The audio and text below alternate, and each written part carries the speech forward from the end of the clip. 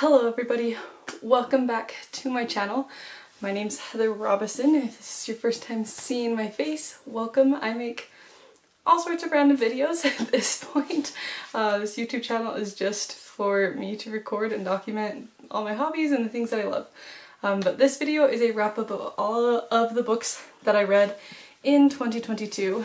I read, let me check my Goodreads, a total of 36 books this year. So not a ton compared to some of the other people who make these videos, but I have a full-time job. I do not do YouTube full-time.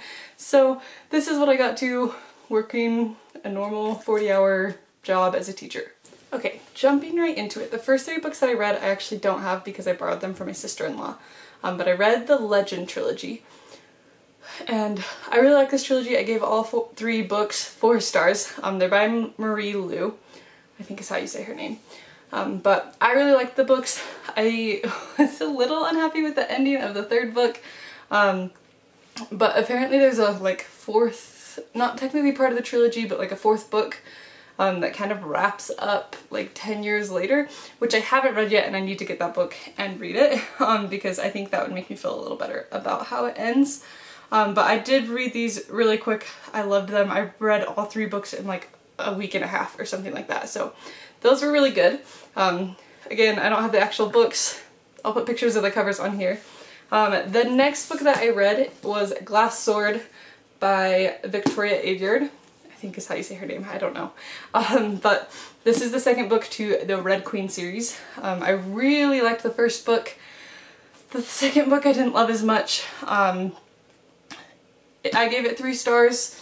This one was alright. The beginning of it I liked. It like was a good continuation from the 1st book, but it just was a little slow and I felt like not a lot happened with the plot throughout this book. So didn't love this one. I ended up putting it to the side and read a couple other things before I came back to the 3rd book, which we'll get to in a minute. Sorry, I'm looking down because I'm looking at my Goodreads. The next one that I read, and I actually probably was reading this while I was reading the other ones, but it was Live by Sadie Robertson.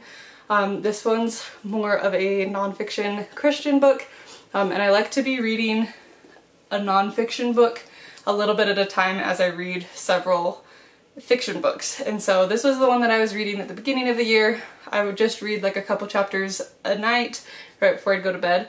But this one's really good. I thought it was really well. I like her writing. She writes how she talks. So if you've listened to her podcast or done any of the, or like watched any of her videos or anything, it basically is just like reading how she talks. So would recommend this if you like Sadie Robertson or you want a good Christian. I mean, it's not even really that Christian focused.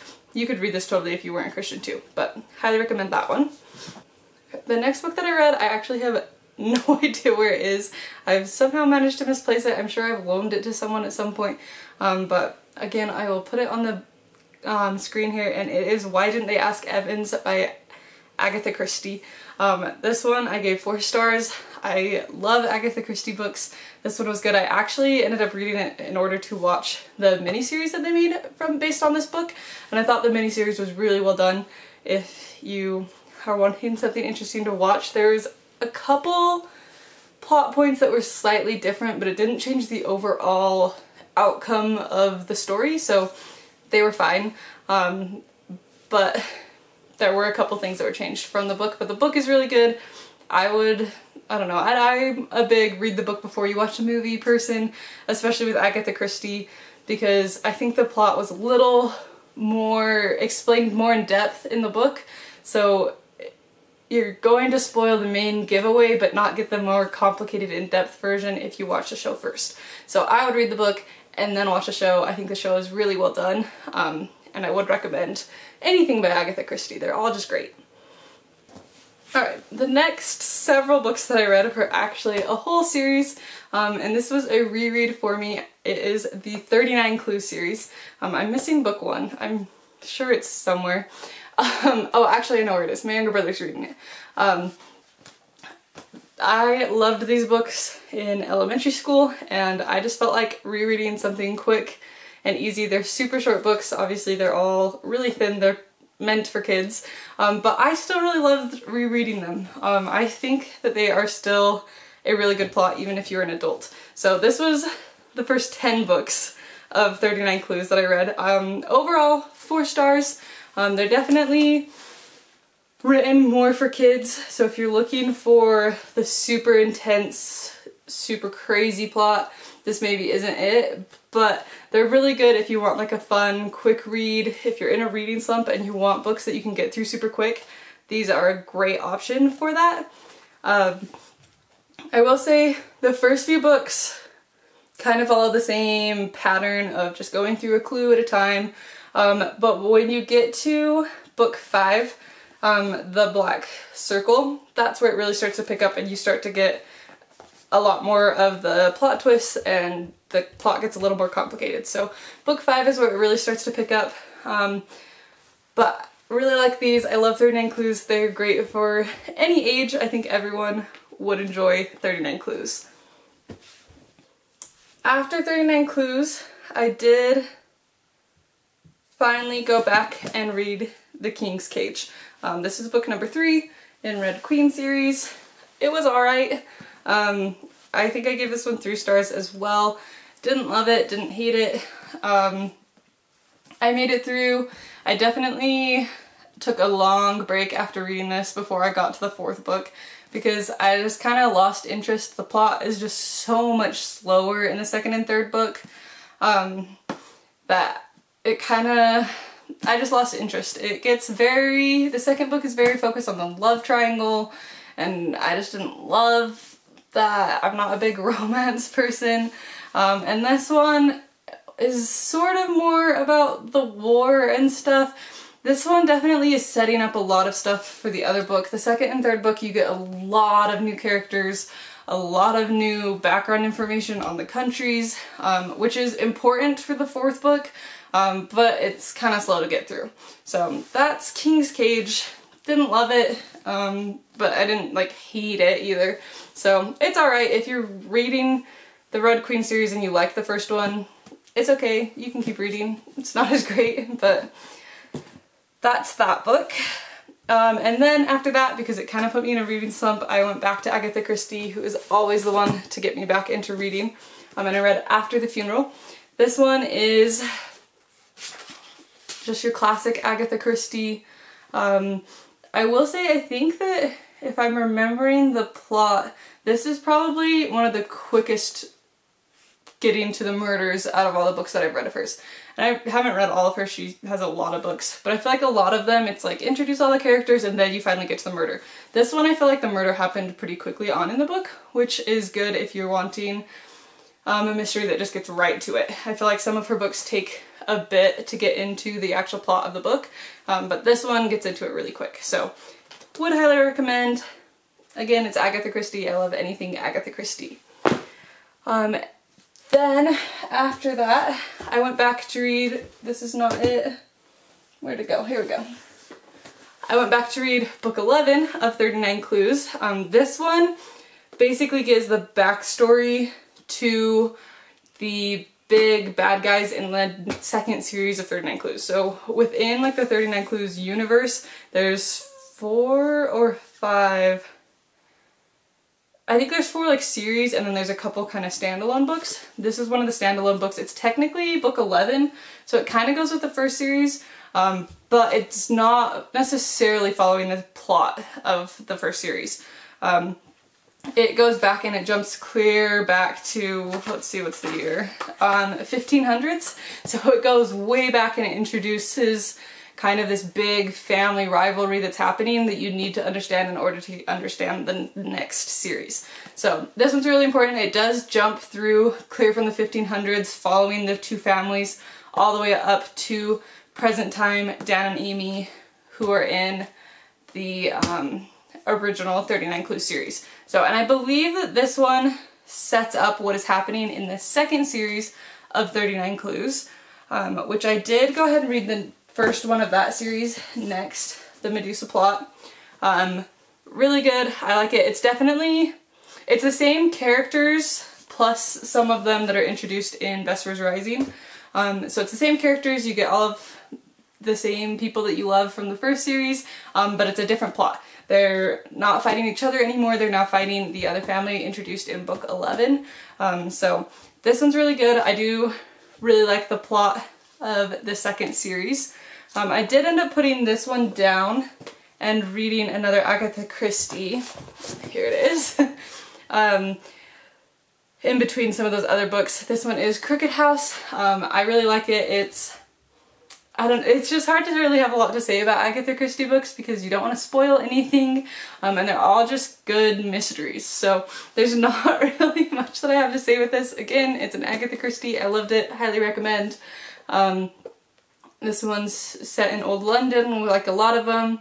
I read a lot. In fact, I don't think I've read any this year with one of the main detectives. Last year, the year before, so like 2021, I read a lot of Hercule Poirot, which I really like, and I read a Miss Marple, but I don't think any of them that I read this year, because yeah, it was just those three. So none of them had any of the main detectives in them, but they were all really fun, really awesome settings. Highly recommend. Crooked House is really good. Then, while I was reading all of those books, I was reading this one, again, my nonfiction. This is the one I picked up after Liv. This is Made for This Moment by Madison Pruitt, or Maddie Pruitt. Really good. If you don't know who she is, she was on The Bachelor, which I don't watch. I found out about her through somebody else that I follow, but she wrote all about her crazy story of being on The Bachelor and kind of just a whole bunch of other life lessons that she'd learned growing up that helped her be able to handle the situation of The Bachelor. So I thought it was really well done. Really great book. Would recommend, again, if you're looking for another one. This one's probably more Christian-centered than, well, Liv is pretty Christian-centered, but I still think you could read either of them and there'd just be a few parts that maybe wouldn't make sense if you weren't Christian. Then, after that, I went back and read the rest of the second series of 39 Clues. So this one includes A King's Ransom, The Dead of the Night, Shatterproof, Trust No One, and Day of Doom. So this continues the storyline from the Medusa plot, which I guess is part of the series. So again, same characters, you're following them through another plot fighting against the evil family of the Vespers.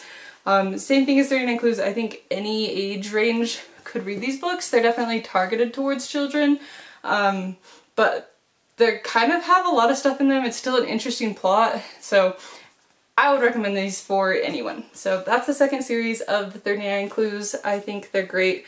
Definitely a nostalgic read for me, but I really like them. Then, in the midst of reading all of those, I got through Live on Purpose, also by Sadie Robertson. This one is a little bit different. It's broken down into daily devotionals. So there's 100 daily devotionals. They're really good. I just would read one a day as part of my scripture study. So got through this pretty quickly, actually, for being it just reading like a page or two a day. But highly recommend if you're looking for a devotional book. I really liked this one. Then the next three books that I have, again I don't have because I also borrowed these from my sister-in-law, but I read the Inheritance Games trilogy. I really liked these books. As somebody who likes mysteries and stuff like that, I thought they were really good books. I don't have a lot to say about them. They're super popular. Pretty much just what everybody else has been saying is true. Definitely I can see what everybody is saying about them having Knives Out vibes. I do think that I got the same vibe. I really liked that movie, so they were awesome books. I did read all three just right in a row, and I think, let me look at the dates, I think I read them all in like a week, if not less than that. I read them really quick. They were all super good. Highly recommend the Inheritance Games. They live up to the hype. And then the next one that I read is Ender's Game by Orson Scott Card. This one's also good. Obviously this one's a super popular, like, classic sci-fi book. I don't know if I loved it as much as other people do. Like, I still thought it was good, and I can see what a lot of people say about, like, the ending being what makes it good. It's definitely, like, a good Like, it's a good book. I just wasn't as in love with it as I think a lot of people are. I feel like it's one of those books where I need to read more of the series in order to understand the hype about it.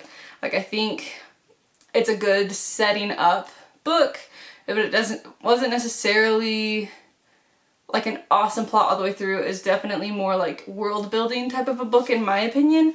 I still think it was good. I gave it 4 stars. So would recommend. I think it's worth a read. But I think I need to read the rest of the series in order to fully get the hype around Ender's Game. Then the last few books that I read this year, I'm not gonna go super in-depth into because I made a whole video reading them that will come out hopefully soon, where I read the last books in some series that I needed to finish. 3 of the books that I read for that video were part of the Giver series. So I read Gathering Blue, which is the 2nd book, The Messenger, or just Messenger, which is the 3rd book, and then Sun, which is the 4th book. So this is the rest. I do have The Giver. I read that one probably 2021. But I really like them. I think the 2nd one was my least favorite out of them, The Gathering Blue, just because it comes totally out of left field. It's totally new characters. It doesn't feel like it's attached to The Giver at all until the very, very end. And then the next 2 books tie them together and you get the characters from both books into it. It's an interesting series because you switch protagonists every book. So the first one is all about like the main boy that everybody knows. The 2nd one introduces a new girl. The 3rd one is primarily about one of the characters from the 2nd book. And then the 4th one is primarily about a character that's technically in the 1st book, but you don't really see much of her, so you kind of get a retelling of the 1st book from a different point of view, and then it continues on and ties everything up. I thought it did a great job of tying everything up nicely. If you want to know more of my thoughts on these books, there will be a video coming out soon about those. And then for my last book of the year, I finally finished the Red Queen series with Warstorm. This book took me a while to get through. I think I read it probably for half of December. I finished it just in time for the new year. It's alright. It's kind of like the 2nd and 3rd book where I just wasn't into it until the last like 200 pages. And then the last 200 pages they go to war and it all of a sudden picks up and you just cruise through the last 2 pages. So I really like how she writes war, but I don't love the other parts of this book. So again, this one is also in that video of finishing series that I started. So if you want to know my more in-depth thoughts and reactions, go watch that video. It'll probably be out in about a week. But that's Warstorm, and this was the last book of the 36 books that I read this year.